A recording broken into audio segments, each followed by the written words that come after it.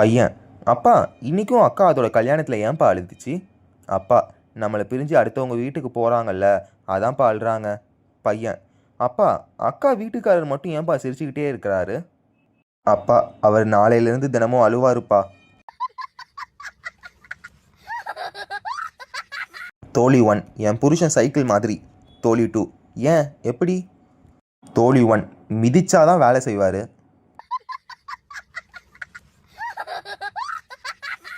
நண்பர் 1: மச்சி, பஸ்ஸில் வந்துட்டு இருக்கும்போது கண்டக்டர் எங்கே இறங்கணும்னு கேட்டாருடா, நான் சொன்னதும் அடிச்சிட்டாரு. நண்பர் 2: அப்படின்னுடா சொன்ன? நண்பன் 1: போன ஸ்டாப்பில் இறங்கணும், அது எப்போ வரும்னு கேட்டேன், அதான்.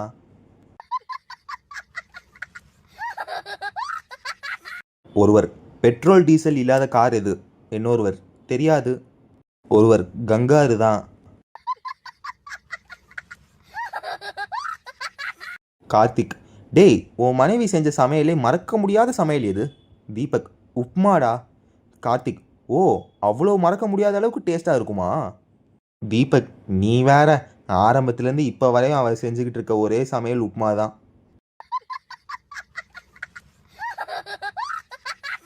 ஜக்கு: என்னடா மக்கு, இவ்வளோ சோகமாக இருக்க? மக்கு: நான் பார்த்து பார்த்து செலவு பண்ணேன், என் மனைவி இவ்வளோ அதிகமாக செலவு பண்ணிட்டு வரீங்களேன்னு திட்டுறா. ஜக்கு: அப்படி என்ன செலவு செஞ்ச? மக்கு: அது வேற ஒன்றும் இல்லைடா, அவர் 100 கிராம் சோம்புன்னு எழுதி கொடுத்தா, நான் அது 100 கிலோ சோம்புன்னு வாங்கிட்டு வந்துட்டேன், அதுக்கு போய் திட்டுறா.